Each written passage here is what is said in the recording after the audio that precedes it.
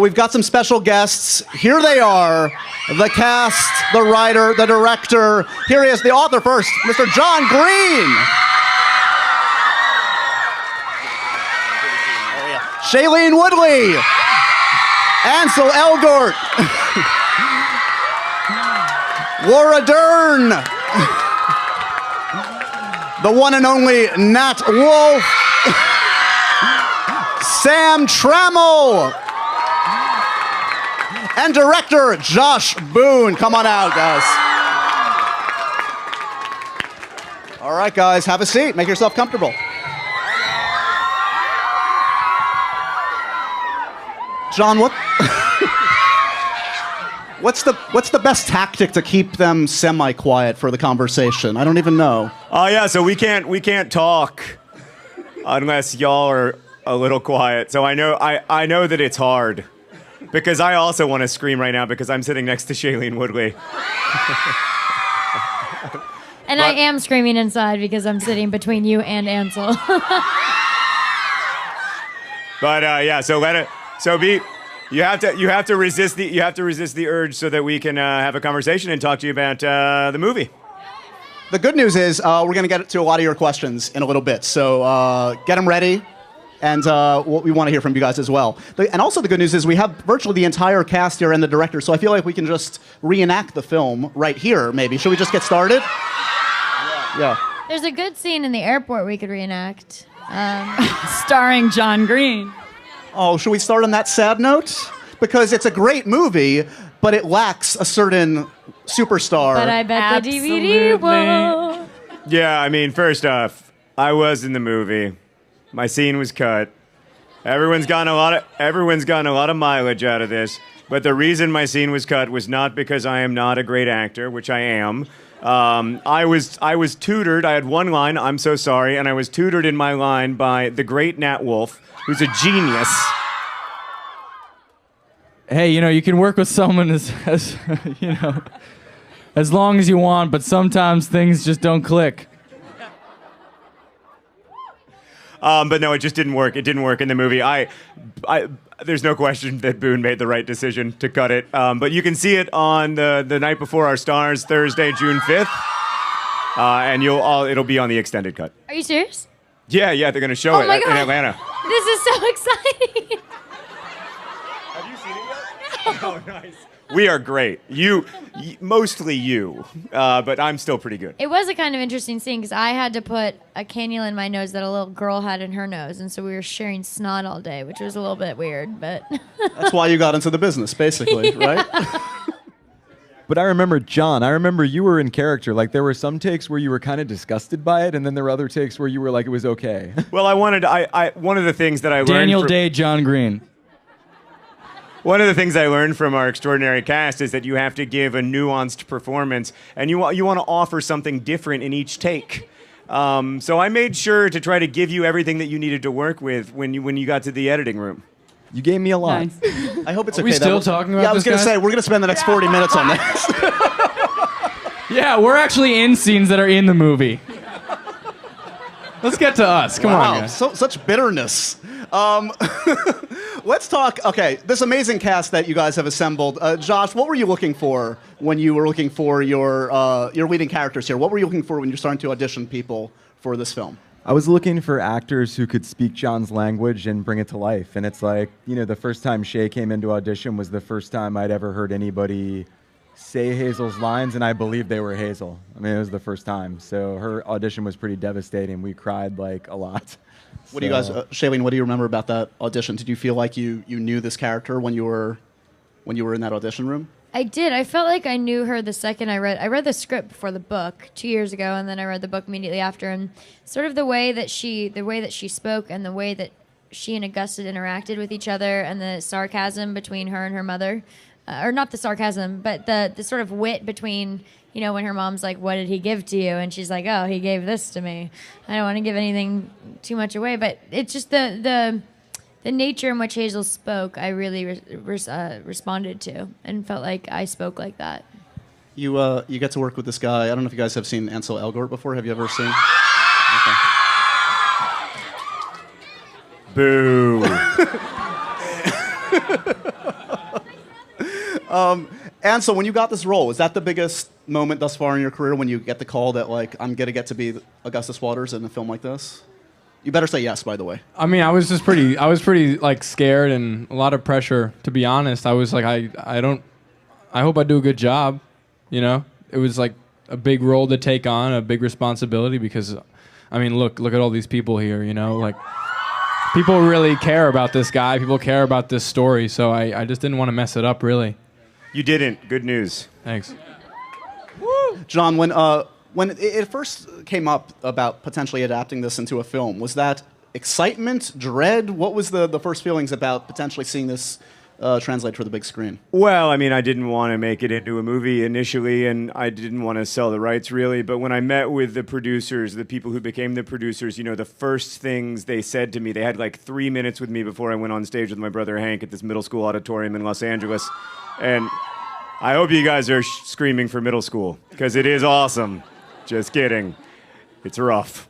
It gets better. But this is what they said to me. They said, we're going to make a movie where the female romantic lead has a candle in her nose for the entire movie, where disability is part of her life, but she's not going to be defined by her disability. And we're going to make a movie that's not just about romantic love, but that's about love within families and that honors your story. And we're not going to just stay true to the plot, but we're going to stay true to the tone and the feeling of the story. And you have to believe that we can do it because we are confident that we can do it. And I trusted them, and they kept every promise to me. I mean, they kept every single one of those promises, and I think that's why the movie is so extraordinary. So for Laura and Sam, I mean, in the bad version of a movie like this, you guys, I mean, everyone here could play cliches of these characters, and part of the beauty of this film is it feels so truthful, and that's thanks obviously to the direction and John's words. But can you give me a sense of sort of like how did you keep on track on set to make sure it was feeling true, it was feeling authentic, as opposed to feeling like falling into a movie of the week kind of cliche? Well, we spent a lot of time together offset, you know, just hanging out, getting to know each other, having dinners all the time, basically, in Pittsburgh. But also, we had real, kids that had cancer, and so we wanted that to infuse it with, give it a weight and reality. So it was always very very palatable and real. We had some little notes we passed back and forth, keeping our relationship fresh and pretending to be married and, that kind of thing. And I think, as Shailene said, you feel you can hopefully pay tribute to John's language because you feel you speak it. And Sam and I, as actors, felt like we'd never played parents or even grown-ups that much before. So Josh, I think, made an astute choice to match rather irreverent actors all the way across the board who hopefully understood John's tone in the humor amidst all the a crisis that unfolds. So that was really fun for all of us to be a family together in that. One thing I didn't know until I watched the movie was I didn't know as much, because I saw, when I was writing the book, I saw it all through Hazel's eyes, and Josh had to see it through everyone's eyes, and each of these people had to see it through their eyes. And one thing I didn't know at the time was that the love story between Hazel's parents is a really powerful story. Like, they have this tremendous obstacle in their marriage and their love that no one could expect when you make a promise to each other to be married. And the way that they kind of stick together in the movie is very powerful for me. Like, as a parent myself, it was just really wonderful to see. I thought they did an amazing job. I want to bring in Mr. Nat Wolff. Hi, Nat. How are you, sir? Isaac, the role of Isaac, it's a curious character because, like, you don't think of a guy that's losing his vision, his eyes to cancer, as being potentially the comic relief, the guy that can bring some levity to a film. But you function as that, among other things, in the film. Is that a unique challenge for you when you're taking on a role like that? Yeah, when I first took on the role, I thought it was going to be easier, than it was. But then, it was basically about making sure that Isaac wasn't a joke, that he was just a funny person. More than, that it wasn't like people making fun of him for being blind, that he was going to be before anybody else could make fun of him, he was going to make fun of somebody else. And then it was basically balancing that, yeah, he did have to be the levity of the situations, and then at the same time, like, yeah, he's going blind and he's getting dumped, which are upsetting things, and I think I did a really good job. So, yeah. Keeping it humble. I always. agree. You really did, though, and I dislike you as a person so much. I want to criticize your performance, but you really were fantastic. I'm just kidding. I don't. Obviously, I hope it's clear that was a joke. Nat's like my second or third favorite person in Which the cast. part? Which part was the Him joke? as a Yeah. person or his performance? Do you want to seat the people according to how much you love them? No, I did. Sorry, Sam. Yes, you did. Yeah. Particularly You sorry never liked to me. you, Josh. I actually did it my direction. We have some clips from the film we want to share with you guys. Laura, I'm curious for you. I mean, you've been, you've acted all your life, literally all your life since you were a teenage actor, and working with someone like Shailene, who's also been acting virtually her entire life, and these young performers. I'm wondering, do you feel a kindred kind of spirit when you see young performers working at the top of their game, and what's special about working with folks like this at such a young age?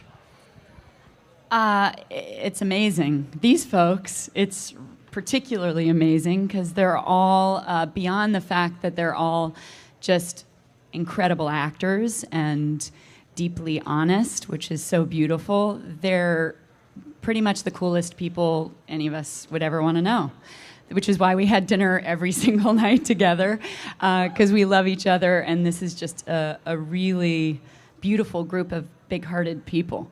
So that's particularly amazing. And, to watch a group of young actors have the level of respect for an author that everyone in this room would wish them to have toward John Green was particularly awesome to watch, and a great tribute to John and the story. So that was really, really awesome. That scene, I'm not sure if that was shot in Amsterdam, but obviously the exterior scenes in Anne Frank house were shot in Amsterdam. Give me a sense, that came probably later in the shoot, I think, for you guys. Yeah, it was at the end, yeah. So that must have been refreshing and also daunting, because those are some of the most key, important, pivotal scenes in that relationship. Was that something you were looking forward to? What do you remember about shooting, in particular, the Amsterdam portion of the It's film? actually nice that it sort of took place, I think, at the end of filming, because we had such a great idea of our relationship and the way that and the scenes were so present in our mind that we had already filmed, and so we could go. It was sort of filmed in sequence in the sense that up until Amsterdam, we knew what happened. And then at Amsterdam, we were really able to pull upon the memories as if they were real memories versus just fabricated ideas of what an actor would assume they would do in a scene in the future, which was really lovely. And it was so beautiful. Amsterdam's so romantic. And we were there, and it wasn't sunny. It was cold, and it was sort of dark and foggy and rainy, but that added such a romantic element to it that I think added to the story in an even more profound way than had it been extremely sunny with Toy Story clouds and, tulips everywhere. Obviously, the scenes at the Anne Frank house in particular, I think, are among the many scenes that the audience is probably very excited to see. And so what do you remember about shooting literally in the Anne Frank house? Is that something that you remember fondly? We shot the downstairs and one of the first rooms in the Anne Frank house, but we couldn't actually shoot most of the scenes in the Anne Frank house. It's quite narrow. So we shot, Old. we shot it in Pittsburgh in a studio. You're ruining the illusion, the No, movie magic. it's even more amazing. Yeah, I mean, It is because it looks so real. Yeah. I It feel is, like I I've mean, been every little tiny little crack in the wall was correct. yeah, my And DP. I didn't know this. I'm pissed. When Ben Richardson and I went, the first thing we did when we got to Amsterdam was we went through the Anne Frank house, and we both were looking at each other the whole time like deja vu, because it was so exact. They rebuilt it from the plans inch for Yeah. inch. I mean, Molly Hughes, the production designer of the movie, did an amazing job. Like you didn't know. And I've seen it twice. Yeah, I'm confused. No, I can't tell what was shot in Amsterdam and what wasn't, and I was there. Another clip we want to show you guys. Ansel, Shailene, and Nat are in this one. This is a really fun sequence. Take a look at this one. Here we go. I do want to say that scene is about 2 minutes longer in the movie, and it's been heavily truncated, so it's much longer in the movie. Just so you know. Nat, was that your first time egging a house or a car? Yeah, that was my first time egging out, but I never saw it because I was blind doing it, so I never saw it. So it's good to see it. Yeah. Looks good. Looks nice. I want to get to your questions as soon as possible, so let's just go right to the third clip we have, and then we'll go right back to the audience for your amazing questions if we can. This is Shailene and Sam. All right, guys, you have some questions for this amazing cast, writer, director? Hi, guys. This Hi. is so unreal. By the way, you're amazing in Hairspray, because I saw it my freshman year. I've been to all the events in the city, and I read the book the first week it came out. It was absolutely amazing. And I can honestly say that it changed my life. It changed my whole outlook and mentality, too. So I just want to thank you so much for that. My question to you is, Esther is your inspiration for this book. Your readers all know there are many iconic quotes or metaphors, if you will, like pain demands to be felt. Were any of these metaphors a direct quote from Esther? Yeah. So for those of you who didn't hear, my friend Esther, to whom the book is dedicated and who died of cancer when she was 16 in 2010, inspired a lot of the book, although I want to be clear that Hazel is not Esther, and they're very different people. And whether anything directly from Hazel's life or anything that she said worked its way into the book. No, not directly, and no like quotes or anything that she told me. I always felt like the conversations that we had were private, and I didn't want to share them. But there's no question that, you know, what did work its way in is Esther's empathy, her ability to turn outward. One of the things that I love most about Shailene's performance, you actually see in that moment where she says he doesn't need this. She's able to imagine what it's like for her family, what it's like for Gus. She's able to see, maybe in a way that he even can't, how hard it would be. And she's trying to be kind to him. And I do think that's something that was very much part of Esther's life. Thank you. Oh, and also we graduate this Sunday from high school. So if you can give a shout out to the class of 2014, that'd be great. Congratulations. Yeah, congratulations. Very exciting. Hi. I wanted to know if you guys could play any other character in the movie, who would you play? In this film? Any other character in this film? Who would we play? Maybe like Van Houten. You would have been older. Yeah, I was going to say, you wouldn't have been a very good Van Not Houten. now, yeah. I'd want to play John Green's role in the airport. Girl's father. Yeah, girl's Yeah. father. That is exactly what I was going to say. Yeah. Yeah, I think Van Houten would be an interesting role. If Sisyphus the hamster had a role in the movie, I'd choose that one. Michael Birbiglia. Oh, Patrick. Patrick. Yeah. Patrick, a little guitar playing, you know. You would have been. You would have actually been a really I would have good been all right Patrick. in that. Yeah, you could have done. You You would have could been have done both. You know, we just put you in different classes. No Right. one would have known. Right. Cabaret. I would have liked to be Hazel's dad. I mean, I'm not a good enough actor, but Hazel's dad is the character I most connect to myself. So I would go there. Was there any point where, after getting to know these characters and John's words, was there room for improvisation, or did you talk about the direction you wanted a scene to go, or was that just your interpretation that you showed in your performance? I mean, there's definitely moments of improvisation in the movie. I mean, in both my movies, some of I think the funniest stuff is Nat Wolff improvising. So, I mean, it was still very much on book, but, I mean, there was room. I mean, there was freedom. One of John's favorite moments in the movie is an improvised moment, right? One of my very favorite moments in the movie is in that scene, the egg throwing scene that you watched. Part of it that isn't in that you didn't see is Gus says to Isaac.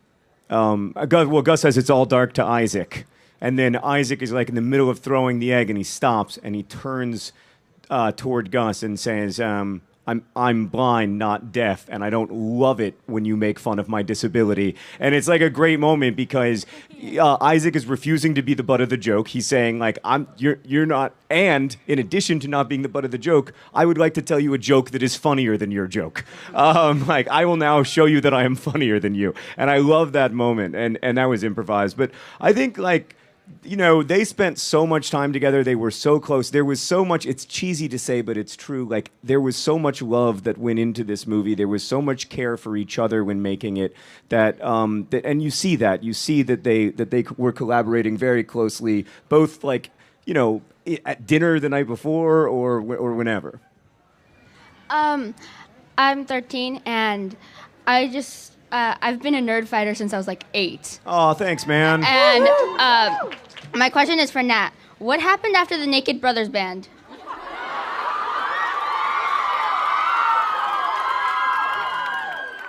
I still do play music with my brother, and we have some new music coming out in 3 days. Under the moniker Nat and Alex Wolff, creative band name. Cities of gone for you. Yeah, it sounds just like that. And then I've got, you know, I'm so lucky to get to work with unbelievably talented people like this. So. No, but I Yeah. think, are you going to do the Naked Brothers band again? No, probably not. It's gonna be the Clothed Brothers band now. Yeah, nowhere near as good. When did you know that you would be such a huge success as an author?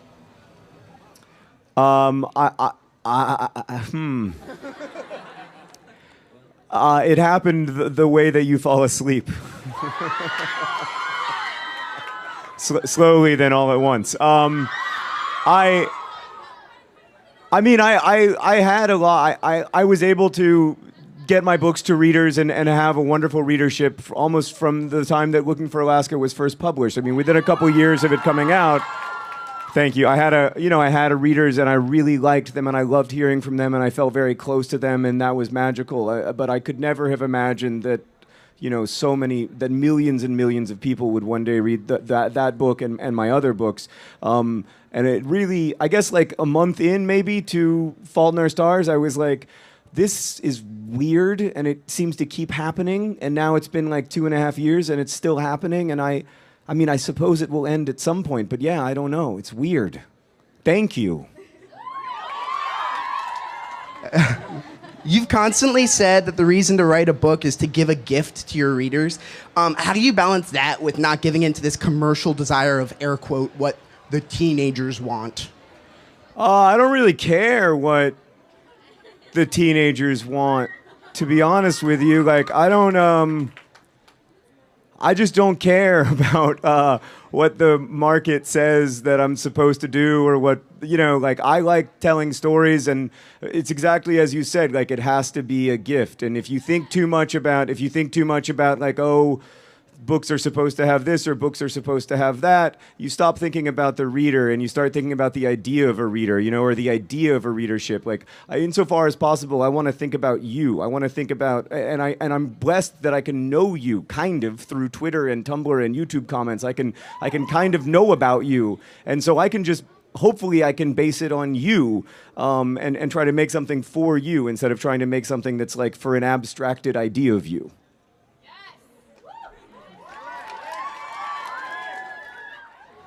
So Charlie McDonnell recently made a video about the importance of understanding your audience. And my question for you, John, is how do you, I don't want to say cope, but what do you think about the community now that your fan base is so much bigger? That's a great question. And I love that video by Charlie. It talked about how you have to, Charlie is so cool, like, for those of you who don't know him, he's amazing. And this video by Charlie talked about how it's really difficult to imagine a big group of people complexly. Like, there are a lot of people here, and I can't speak for y'all, but like, I am kind of freaking out, and like, I bet a lot of you are probably kind of freaking out because this is weird and exciting and cool. And it's really hard in that moment to think about people complexly and not to make assumptions about them or to presume that you know something about them. As things grow right now, like, this is exciting, and I'm just doing my best to try to imagine you complexly, but I also know that, like, I hope that you're around in a couple years, you know? Like, that's what's really cool, is to think about. I know a lot of people are going to love the movie. I think everybody's going to love the movie, and then they're going to, go and get into other stuff, which is great. But there will be a few people who still want to make projects with us and still want to do stuff with us, and that's really cool to me. This question is for Ansel, and I was wondering if you think that living in New York could have affected your career choices, or if you would have lived somewhere else that you would have still wanted to be an actor. Yeah, I mean, living in New York it's an amazing place to live, and I'm so grateful that I did grow up here because, I'd go to Broadway shows all the time, and I'd go to Broadway shows all the time, and I'd go to the theater. When I was a kid, I went to the ballet, and that's, I don't know, some of you guys know that's how I started in ballet, and so it's like coming from a small town. I think it's more challenging, and a lot of people do, and that's amazing to me because then you really have, I don't know how you just discover something like this, but I was lucky being from New York, and also just in New York, there's like, especially when you're an actor, there's so much going on here, like one of my favorite things to do is like play street ball, and like you can just like do things like that in New York and like a lot of different things, and it makes you who you are. I think it makes being a New Yorker makes you an interesting person, so that helps. What is street ball?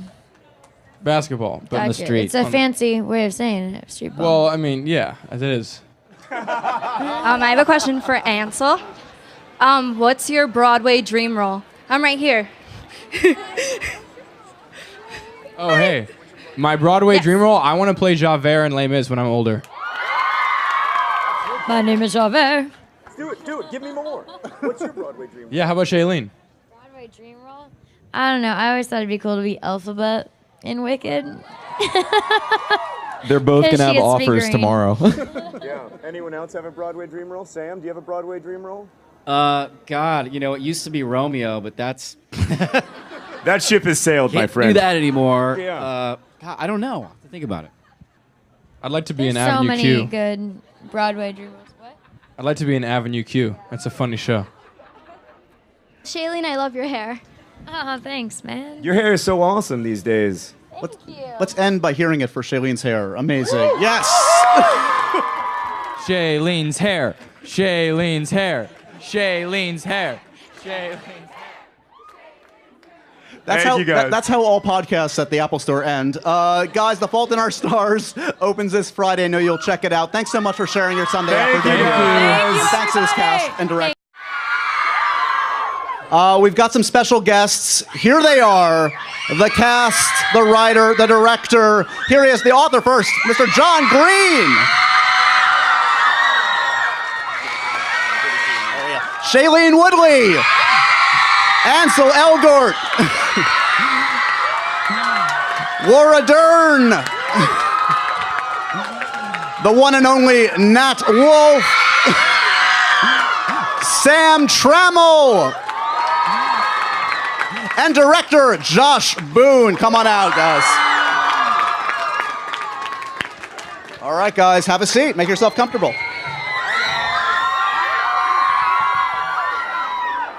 John, what's the best tactic to keep them semi-quiet for the conversation? I don't even know. Oh yeah, so we can't talk unless y'all are. My scene was cut.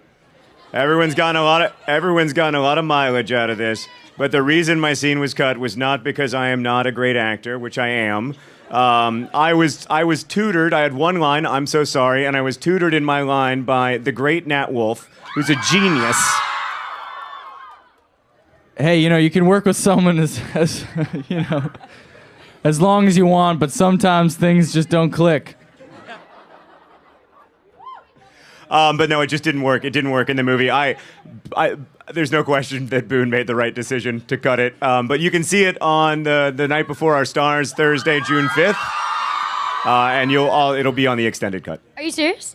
Yeah, they're going to show it my in God. Atlanta. This is so exciting. Have you seen it yet? Oh, nice. We are great. Mostly you, but I'm still pretty good. It was a kind of interesting scene because I had to put a cannula in my nose that a little girl had in her nose, and so we were sharing snot all day, which was a little bit weird, but... That's why you got into the business, basically, right? But I remember, John, you were in character. Like, there were some takes where you were kind of disgusted by it, and then there were other takes where you were like, it was okay. Well, one of the things that I learned... Daniel Day, John Green. One of the things I learned from our extraordinary cast is that you have to give a nuanced performance, and you want to offer something different in each take. So I made sure to try to give you everything that you needed to work with when you got to the editing room. You gave me a lot. Nice. I hope it's Are okay. we still talking about Yeah, I was this, going to guys? say, we're going to spend the next 40 minutes on this. Yeah, we're actually in scenes that are in the movie. Let's get to us. Come on, guys. Such bitterness. Let's talk. Okay, this amazing cast that you guys have assembled. Josh, what were you looking for when you were looking for your leading characters here? What were you looking for when you're starting to audition people for this film? I was looking for actors who could speak John's language and bring it to life. And it's like, the first time Shay came into audition was the first time I'd ever heard anybody say Hazel's lines, and I believed they were Hazel. I mean, it was the first time. So her audition was pretty devastating. We cried like a lot. What do you guys, Shailene, what do you remember about that audition? Did you feel like you knew this character when you were in that audition room? I did. I felt like I knew her the second I read the script for the book 2 years ago, and then I read the book immediately after. And sort of the way that she spoke and the way that she and Augusta interacted with each other, and the sarcasm between her and her mother, or not the sarcasm, but the sort of wit between, when her mom's like, "What did he give to you?" and she's like, "Oh, he gave this to me." I don't want to give anything too much away, but it's just the nature in which Hazel spoke, I really responded to and felt like I spoke like that.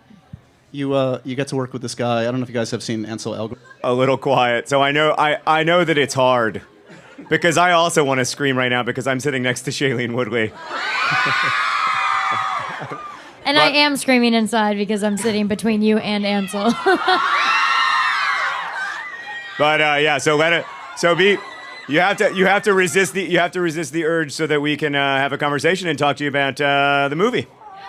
The good news is we're going to get to a lot of your questions in a little bit. So get them ready, and we want to hear from you guys as well.